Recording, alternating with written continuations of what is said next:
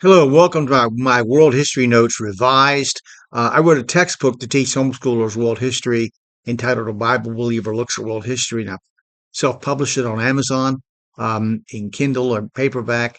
But I want to update it. I want to maybe make some changes, dig into some things deeper. So I'm kind of using these videos to kind of get it set in my head what I want to do when I get to that point.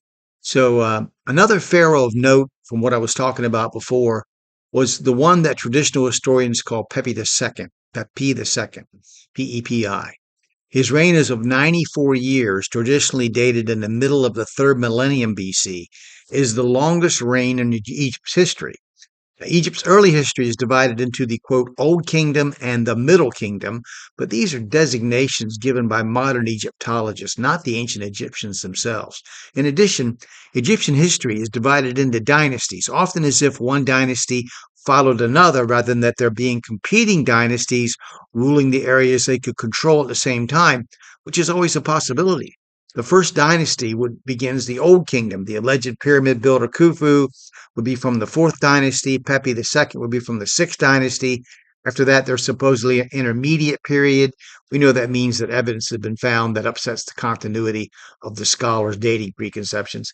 Then the eighth and ninth dynasties through the 11th finish the Old Kingdom. The Middle Kingdom begins about the time in traditional dating systems that usher has Egypt being discovered after the flood. There is a great deal of controversy regarding the dates in question. After the 12th dynasty, there's a second intermediate period of lost information. The 15th dynasty was ruled by foreign invaders, the Hyksos. The New Kingdom begins with the 18th dynasty. This is considered to be Egypt's most important ancient dynasty and is where we find Tutankhamun listed.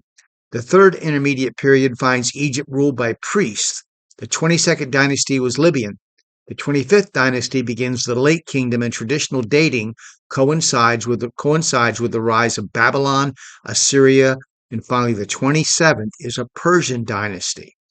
Then the Greco-Roman era begins with the conqueror Alexander, who had himself declared, quote, the Son of God, while in Egypt to bolster his authority.